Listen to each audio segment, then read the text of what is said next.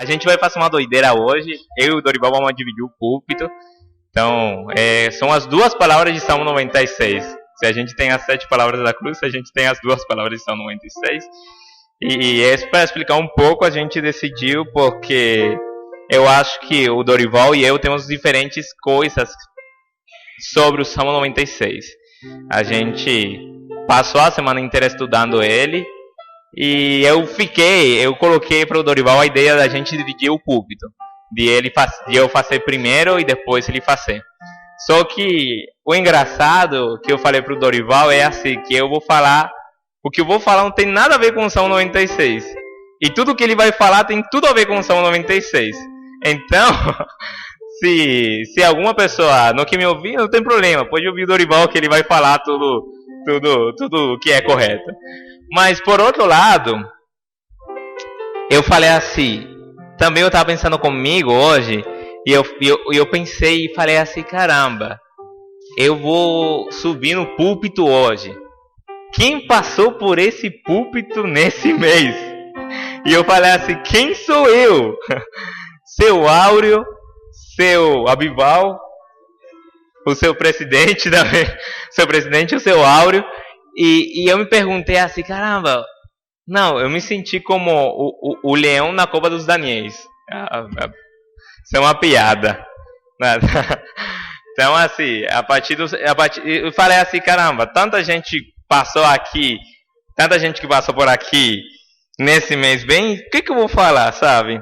Mas, graças a Deus, a gente tem a palavra de Deus que sempre está constantemente falando nos nossos corações. Salmo 96 é o texto que a gente escolheu hoje para celebrar o culto dos jovens e é um texto bastante conhecido. Eu também gostaria de falar que eu estou bastante contente de estar aqui. Estou vendo de que todos vocês desde aqui que eu estou olhando estão lindos, assim, maravilhosos aqui. E eu agradeço a Deus porque esse foi o dia que Deus nos deu para a gente se alegrar em comunhão, para a gente ficar feliz juntos. E principalmente eu queria começar falando sobre o Salmo 96. E eu gostaria de falar como é que eu organizo os meus pensamentos. Porque sempre que eu leio uma coisa, a minha mente é como um arquivo. Ela é como um arquivo onde eu guardo praticamente, almaceno várias coisas. E no primeiro local do arquivo estão as músicas. E no segundo local do arquivo estão as coisas da Bíblia. Então, tipo, se eu estiver fazendo alguma coisa na vida, eu talvez me lembre primeiro das músicas do que as coisas do que os relatos bíblicos. E lendo o Salmo 96, eu me lembrei de uma música que eu gosto muito, gosto de paixão, que quando eu estou ouvindo essa música, eu sou capaz de levantar as mãos e fechar os olhos, porque é uma música que fala muito comigo. E deixa eu ver aqui. E a música, com certeza, pelo menos com certeza muitos de vocês que passaram há muito tempo atrás conhecem essa música, que é uma música que se chama Fantasia. E é uma música do Chico Buarque. E essa música eu gosto muito. Eu sei que se eu falar fantasia, muitos de vocês vão falar assim, mas qual é essa música? Eu não conheço a música. Mas é aquela que fala assim, canta mais, revirando a noite, revelando o dia, noite, dia, cantar a canção do homem, cantar a canção da vida, canta mais, trabalhando a terra, entonando o vinho, canta. E é uma música que eu acho muito especial. É uma música que tem uma mensagem que eu acho fantástica. E a música começa falando de que eles estão em uma situação muito triste, por causa de que eles estão passando por o ferro do suplício. Eles estão passando por várias dificuldades. E aí ele fala que talvez em algum momento a gente se esqueça disso. A gente se esqueça de todo esse martírio que a gente vive. E a gente possa viver uma fantasia feita pelo violão. E aí ele fala, canta uma esperança. Canta alegria. Revirando a noite, revelando o dia. Canta mais. E eu gosto dessa música porque essa música fala de pessoas que usam o cantar como algo que transcende, que usam o cantar como algo que não simplesmente fica, mas que traz esperança, traz alegria, traz vida, traz graça. Não é simplesmente aquela monotonia de noite e dia, noite e dia. É a alegria de cantar. A alegria de cantar que nos traz esperança, que nos traz alegria, que nos traz vida. Isso que a música fala. E que talvez não seja muito diferente do que o Salmo 96 estava falando. Mas como eu falei que no primeiro momento eu me lembro das músicas, eu me lembrei no primeiro momento me lembrei dessa música do Chico. Mas depois disso, eu parei para pensar e comecei a me perguntar a mim mesmo: quais são as pessoas que cantaram na Bíblia? Quais são as pessoas que cantaram em algum momento na Bíblia? E fui eu que escrevi a capa do boletim e com certeza você pode ver que eu citei talvez alguns nomes aí. Eu citei, mas não olhe para a capa do boletim, eu queria fazer agora um quiz. Quem cantou na Bíblia? Davi, muito bem. A gente sempre tem aqueles salmos preciosos que o Davi compôs. E também a gente tem uma série de livros poéticos que tem uma grande compilação de hinos, de salmos, de músicas que os vários salmistas, não só o Davi, vários homens talentosos fizeram para Deus. Mas também a gente tem aquele livro precioso de cantares, onde um homem e uma mulher cantam músicas e eles trocam músicas na medida que o livro vai se desenvolvendo. Mas além disso, a gente tem o livro de Jó, que ele é um diálogo. Só que o diálogo do livro do Jó, que é tão poético, ele é feito por meio de uma poesia, por meio de uma métrica. Mas além disso, tem relatos de pessoas que cantaram na Bíblia. Tem relatos de pessoas que cantam na Bíblia no momento em que eles estão tristes, no momento em que eles estão felizes, no momento em que eles vivem alguma circunstância. Eu me lembro muito bem da Débora, que cantou no momento em que teve a vitória de Deus. Então ela se encontrou vitoriosa diante de Deus e ela não tomou a glória para si. Ela falou: louvado seja Deus, e começou a cantar um hino. A gente encontra o Jesus na última vez em que ele vai se encontrar com seus discípulos, e ele começa com os seus discípulos a partir o pão.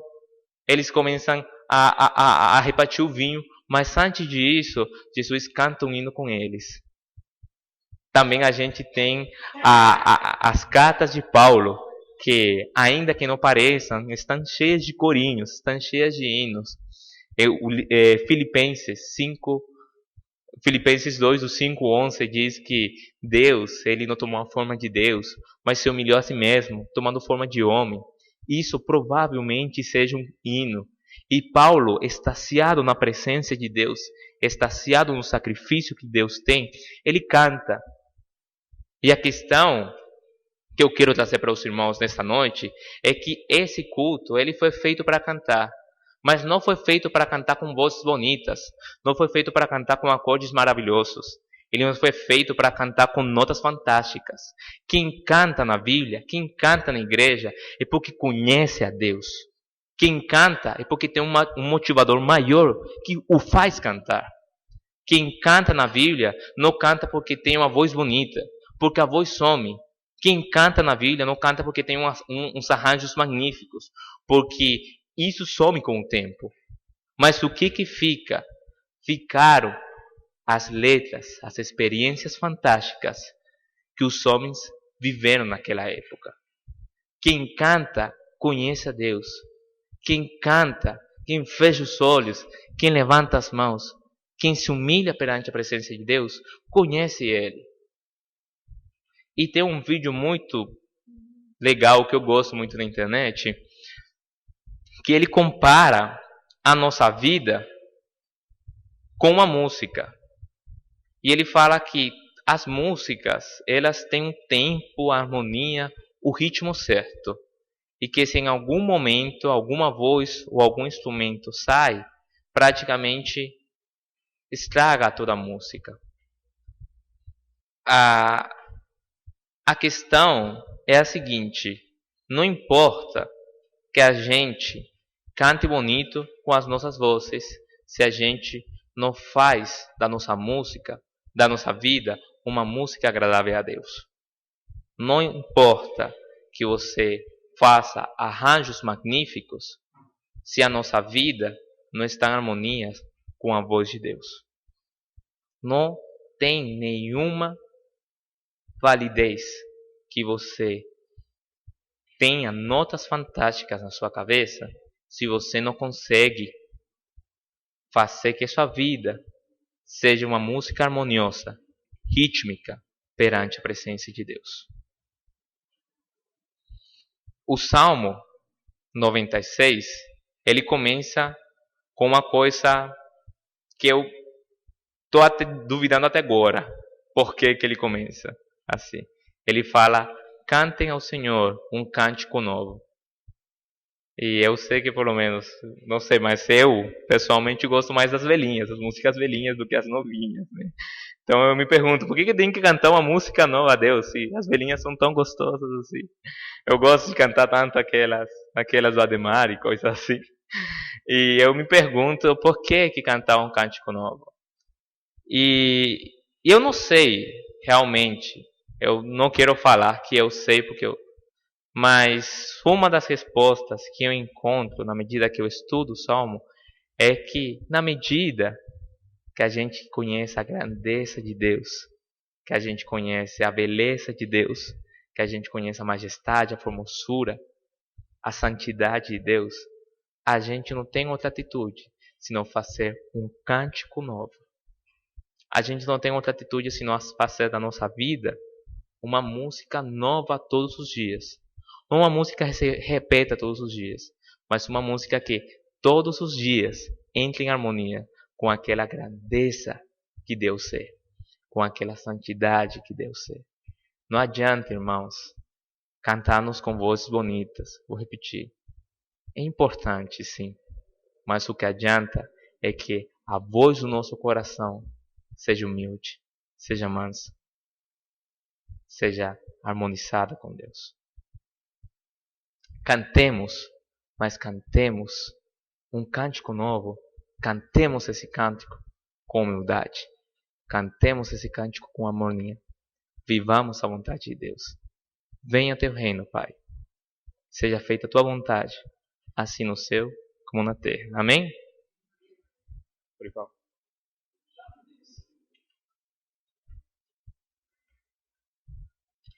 Meus irmãos, a paz do Senhor mais uma vez.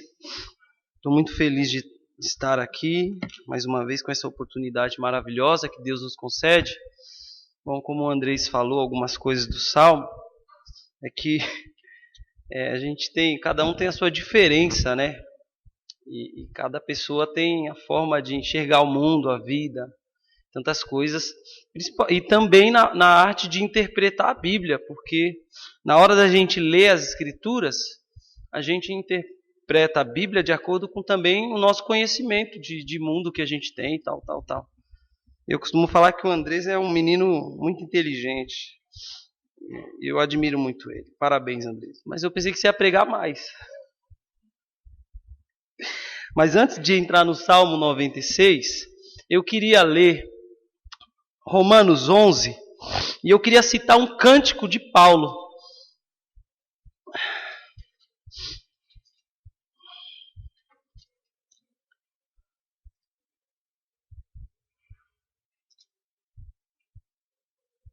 Romanos 11, 33. É tão bom quando Deus fala conosco, né, irmãos? A gente ouve a voz de Deus falando ao nosso coração. Isso é maravilhoso. Que o Senhor possa falar com os irmãos por meio dessa palavra que o Andrés pregou e através da minha vida, dos cânticos, do coral. Que você possa ver Deus falando com você não somente através desses momentos que a gente tem aqui de ouvir a mensagem proclamada por um pregador, um mensageiro do reino de Deus, mas que você possa ver Deus falando com você durante a sua semana, através das Escrituras, lendo a Bíblia, que é muito importante. E diz assim, Romanos 11, 33. E o apóstolo Paulo, ele é interessante que ele entra num estado de exultação e de alegria quando ele está compondo e escrevendo as suas cartas. É como se ele entrasse em êxtase e ele contemplasse a grandeza da majestade de Deus e tudo aquilo que Cristo fez por nossas vidas. E aí ele diz assim nesse cântico: ó profundidade da riqueza, da sabedoria e do conhecimento de Deus! Quão insondáveis são os seus juízos e inescrutáveis os seus caminhos! Quem conheceu a mente do Senhor? Ou quem foi seu conselheiro? Quem primeiro lhe deu para que ele o recompense? Pois dele, por ele, para ele são todas as coisas, a ele seja a glória para sempre. Amém. Esse é um salmos do apóstolo Paulo no livro de Romanos. E agora eu vou ler o salmo de número 96, que a gente já leu hoje durante a liturgia, mas nós vamos reforçar um pouco mais, porque nós vemos a necessidade da igreja se voltar para a palavra de Deus. E a igreja, como igreja, a gente precisa se voltar mais e mais para a palavra de Deus.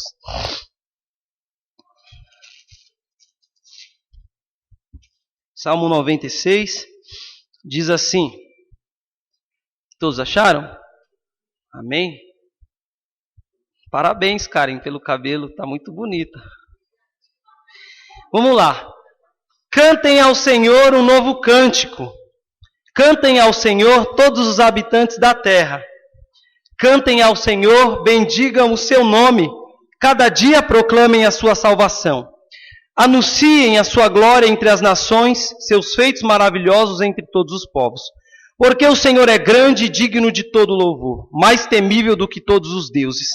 Todos os deuses das nações não passam de ídolos, mas o Senhor fez os céus. Majestade e esplendor estão diante dele, poder e dignidade no seu santuário. Deem ao Senhor, ó famílias das nações, deem ao Senhor glória e força. Deem ao Senhor a glória devida ao seu nome e entrem nos seus átrios trazendo ofertas. Adorem o Senhor no esplendor da sua santidade. Tremam diante dele todos os habitantes da terra. Digam entre as nações, o Senhor reina. Por isso firme está o mundo e não se abalará, e ele julgará os povos com justiça. Regozijem-se os céus e exulte a terra. Ressoe o mar e tudo o que nele existe. Regozijem-se os campos e tudo o que neles há.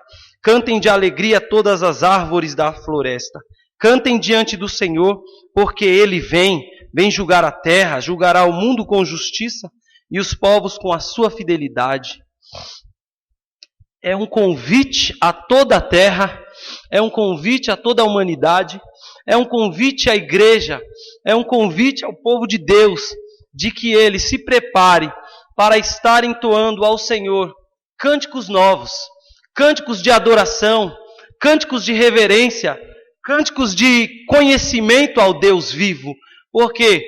Porque uma vez que nós sabemos dos feitos que ele realizou por nós, e sabemos daquilo que Cristo é para nós, os nossos lábios se enchem de alegria para entoar a ele um novo cântico. E o que é um novo cântico? Senão um cântico de um novo homem. O que é o novo cântico, a não ser o cântico daquele novo homem que entoa um cântico que agora é novo porque ele passou a ser um novo homem? O cântico de uma nova mulher que passou agora a ser uma nova mulher em Cristo e passa a entoar a Deus um novo cântico. O que é um novo cântico? Um novo cântico é isso. É um coração quebrantado diante de Deus. É um espírito contristado diante de Deus. Um novo cântico é olhar para o Senhor Jesus e aprender dele que ele é manso e humilde de coração e que é esse o exemplo que nós devemos seguir. Bom, não somente o salmista Davi, como outros salmistas que escreveram os salmos, e alguns estudiosos dizem que esse Salmo 96 talvez tenha sido o 6º salmo de Moisés, que Moisés escreveu de acordo com aquilo que Deus realizara por meio do seu poder e da sua graça. E Moisés presenciou todas aquelas maravilhas, aqueles feitos, quando a Bíblia ela relata esses salmos, ela relata experiências de homens e mulheres simples, pessoas que tinham defeitos, deficiências, pessoas que eram frágeis, pessoas que eram comuns como eu e você, mas que essas pessoas sabiam quem era o seu Deus, que essas pessoas conheciam aquele que havia criado as suas vidas e que criou também os céus e a terra. Bom, esse salmo é uma expressão de um salmista olhando para o seu passado e percebendo os feitos salvíficos de Deus. E aí ele olha para toda essa história de Deus no meio do povo, da salvação de Deus no meio do povo, das maravilhas de Deus no meio do povo, do suprimento de Deus para o povo. E aí ele fala, olha, vamos cantar ao Senhor um cântico novo. E também, não somente ele convida toda a terra, mas convida a igreja também a anunciar entre as nações as suas obras, os seus feitos. É interessante a gente olhar para a Bíblia e a gente fala assim, as pessoas de antigamente não tinham tanto conhecimento como hoje, porque hoje a gente tem um conhecimento científico, um conhecimento tecnológico, e coisa e tal. Mas esses camaradas aqui, de não sei quantos mil anos atrás, eles já conseguiam ter uma visão escatológica, ou seja, uma visão dos fins dos tempos. Eles conseguiam enxergar muito além da realidade de vida que eles viviam, por causa da presença e por causa do Deus que eles serviam. E a igreja não é diferente. A igreja, quando ela se volta para a palavra e quando ela se volta para este convite, ela tem motivos e ela tem mensagens que edificam vidas. E o salmista, ele convida a toda a terra a cantar. Convida-nos a cantar, independente de como anda as circunstâncias da nossa vida. O Andrés deixou de comentar aqui, ele me deu um texto para ler de um camarada que ele gosta muito, um teólogo. E ele não citou, mas era de costume, e eu vou pegar o texto dele que ele me emprestou para ler, era de costume, antigamente, os povos que venciam, esses povos, eles acabavam dizendo que o seu Deus era o rei de toda a terra e reinava sobre os outros povos. Por quê? Porque se o Deus de Israel falhou em permitir que Israel perdesse uma batalha, Israel agora foi levado para o exílio, agora o Deus dos filisteus, os Deus dos sírios, dos babilônicos, é mais forte do que talvez o Deus dos israelitas. Então, automaticamente se pensava isso no Antigo Testamento. Aquele Deus que vence as batalhas é o Deus que é o rei sobre todas as terras. Mas os salmistas e os salmistas, eles entoam salmos a Deus, mesmo quando eles perdem as batalhas, mesmo quando eles estão exilados em outra terra estranha, mesmo quando eles estão sofrendo, eles ainda assim têm um motivo para adorar e a louvar a Deus. E uma das grandes dificuldades da minha pessoa é eu poder adorar a Deus quando eu estou passando momentos difíceis que me provam. Momentos difíceis que provam minha resistência até onde eu aguento. Porque é muito fácil a gente adorar a Deus quando as coisas estão favoráveis a gente, a nossa vida. Mas quando a gente adora a Deus, independente do que acontece, é um sentimento de um canto novo. Isso é um canto novo. Você tirar da sua vida, mesmo no meio das dificuldades, no meio dos problemas, do sofrimento, você tira um canto como Jó. Eu sei que o meu Redentor vive, que por fim ele se levantará. E a igreja, quando a igreja começa a perceber esse convite de Deus para nós entregarmos diante de Deus todas as nossas angústias, as nossas ansiedades e tudo o que somos, nós temos motivos para adorar e nós vamos ter um cântico novo. Quando não, a gente pode olhar para as guerras, para os problemas, para os maremotos, para os terremotos, para as maldades que a gente vê hoje na nossa sociedade, e a gente pode deixar de entoar um cântico novo. E eu te pergunto, o que tem tirado a sua alegria de você não somente estar na casa do Senhor entoando a Ele um cântico novo, como de você estar entoando a Ele um cântico novo na sua vida? É dureza, mas temos também a alegria da salvação, a alegria de saber que Deus está conosco o tempo todo. Mesmo quando a gente não consegue perceber e sentir a presença de Deus ou coisa e tal, e Senhor, me sinto tão só. O Senhor está conosco. E esse é o motivo que nós temos para cantar ao Senhor. Bom, é um chamado para que o mundo adore, uma ordem para a igreja adorar, uma explicação do único Deus. Estes salmos, ele nos mostra um salmista que conheceu o seu Deus, que conheceu o Senhor da sua vida. E é tão importante a gente saber que nada pode nos separar do amor de Deus que está em Cristo. Eu li o Romanos 11:33 porque é um texto muito difícil de se estudar, tem muitas dificuldades neste texto, mas o apóstolo Paulo ele coloca uma solução lá, que Deus ele está no controle de todas as coisas, e que Israel, no Novo Testamento, interessante perceber que existe uma discussão nesse texto de Romanos que eu li, e que a gente não consegue chegar a um denominador comum. E que Israel, nos últimos dias, ele vai se achegar ao propósito que Deus tem. Mas o apóstolo Paulo percebeu que em tudo isso, nessas dificuldades que ele não entendia, Deus estava no controle de tudo, e que nem as profundidades da riqueza, do conhecimento, nada poderia impedir aquilo que Deus vai fazer. Porque por Ele, por meio dEle e para Ele são todas as coisas. E o salmista entendia isso também. Todas as coisas são para o Senhor. A nossa vida, o nosso ar, nossa família, nossa casa, nosso bem, nossa saúde, nossos filhos, tudo que nós temos é do Senhor. Tudo o que acontece na nossa vida também é permissão de Deus. E às vezes a gente se angustia muito, porque a gente percebe que as coisas estão desajustadas e não estão como deveria estar. Mas em tudo isso o salmista percebia a vontade de Deus, guiando a história da humanidade, a história do povo de Deus. E ele fala, porque o Senhor é grande, digno de louvor, mais temível do que todos os deuses. E é interessante lembrar do que eu tinha comentado anteriormente, porque Israel, o povo de Deus, mesmo no exílio, mesmo perseguidos, mesmo sofrendo, eles estavam entoando um cântico novo ao Senhor. Esse é um desafio para a igreja, é um desafio para mim, é um desafio adorar a Deus de forma desinteressada, é um desafio a gente buscar a Deus de forma desinteressada, é um desafio a gente fazer as coisas no reino de Deus de forma desinteressada, é um desafio para a igreja entregar tudo o que tem ao altar de Cristo Jesus, para que Ele estabeleça o seu reino e o seu governo. Bom, esse salmo me lembra também do governo de Deus. O governo de Deus, Deus está governando, e hoje Deus governa por meio de Cristo.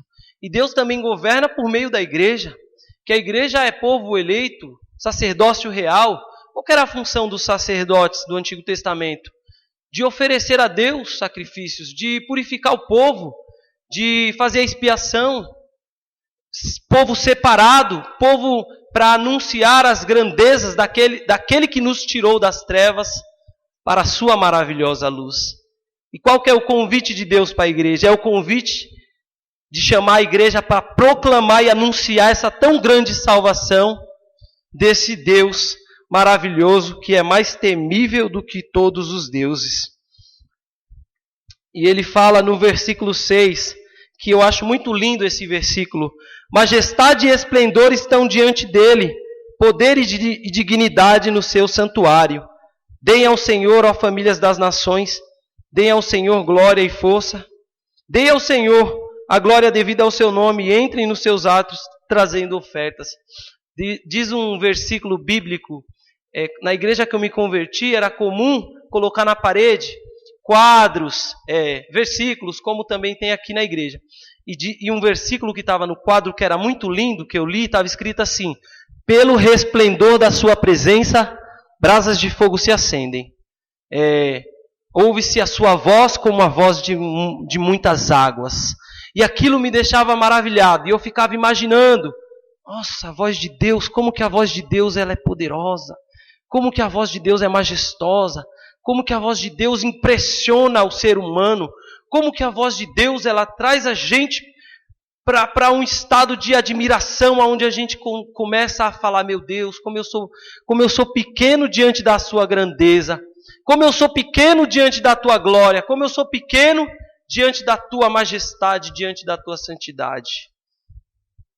Isso é impressionante, que quando a gente se prostra diante do Senhor e a gente contempla a grandeza de Deus, a gente sente a nossa pequenez. Era de costume no tempo da escolástica dos filósofos, que eles ficavam no momento de contemplação e eles ficavam parados, refletindo, pensando em Deus, buscando contemplar a grandeza de Deus, se encontrando com o silêncio da alma, para que Deus viesse a falar ao seu interior, ao seu coração.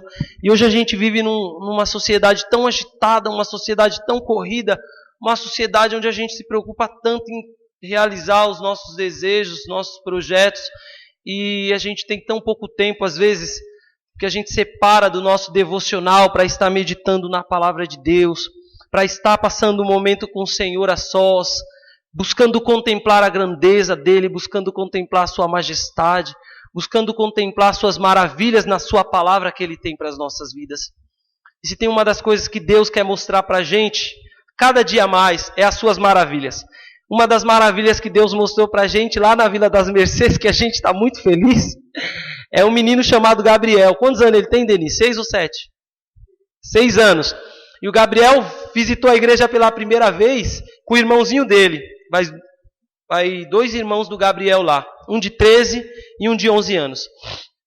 E o Gabriel estava com um problema, que ele estava com uma alergia na mão, e a mão dele estava toda descascada e a mão dele estava muito ressecada.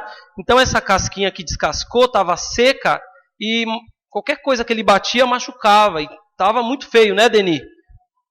As mãos e os pés. E não descobriam os médicos, eles não conseguiam encontrar o problema. E aí o Gabriel, na hora que o Deni mostrou e falou, eu falei, vamos levantar a igreja para orar, vamos pôr as crianças para orar. As crianças não fazem barulho? Faz barulho, então vou fazer barulho no ouvido do pai agora. E a igreja começou a orar pelo Gabriel, irmãos. E os irmãos oraram, as crianças oraram, os adolescentes oraram. E louvado seja Deus, que na outra semana o Gabriel chegou com a mão lá, já sarada, encontraram o problema, e ele já está sendo medicado e está tudo bem. Isso é um dos motivos que a gente pode dizer, glória e majestade estão diante dele. Por quê? Porque o nosso Deus é o Deus vivo. É o Deus que responde às nossas orações. É o Deus que está presente no meio do seu povo. Nosso maior triunfo, nossa maior alegria, nosso maior regozijo é Deus. Nossa maior satisfação é Deus. Nosso maior prazer de viver é Deus.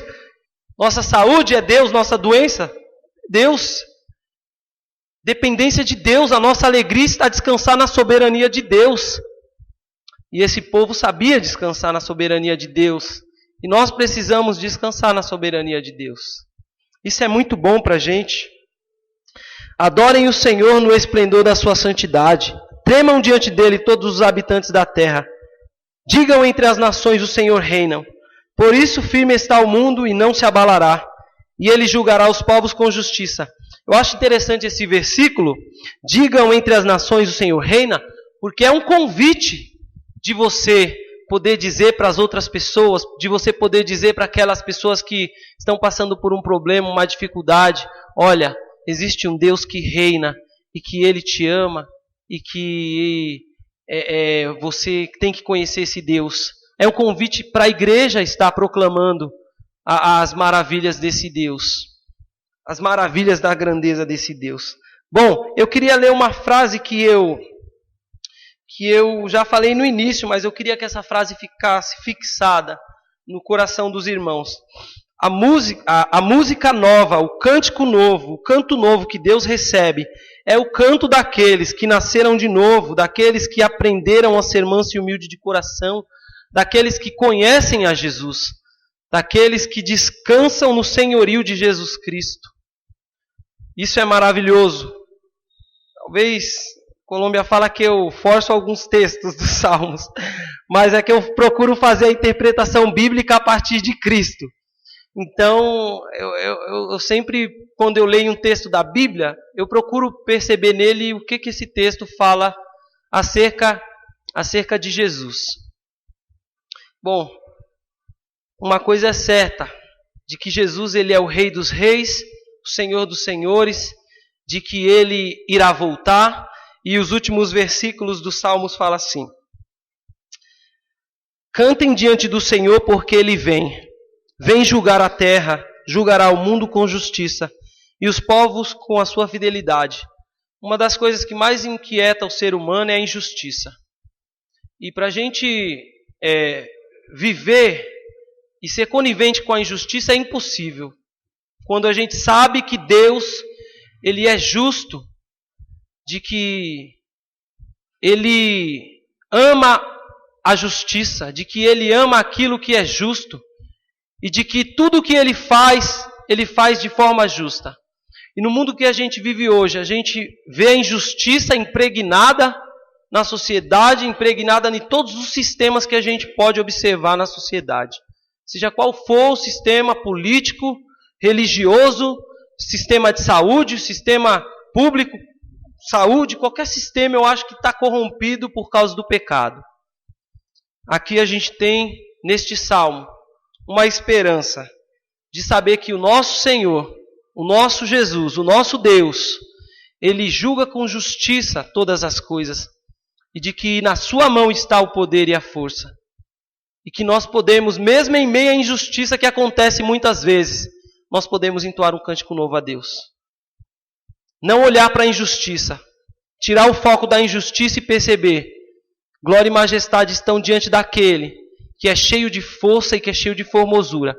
E, na verdade, meus irmãos, está chegando uma época, e já chegou essa época, em que Deus chama a igreja para a igreja se ocupar com as coisas que valem a pena, para a igreja se ocupar com as coisas do reino de Deus, com as coisas do governo de Cristo. Chega uma hora em que a igreja precisa se ocupar com pessoas, a igreja precisa se ocupar com prioridades, a igreja precisa se ocupar com aquilo que é a vontade de Deus. E que, como foi dito aqui já na primeira fala, que venha a nós o seu reino e a sua justiça.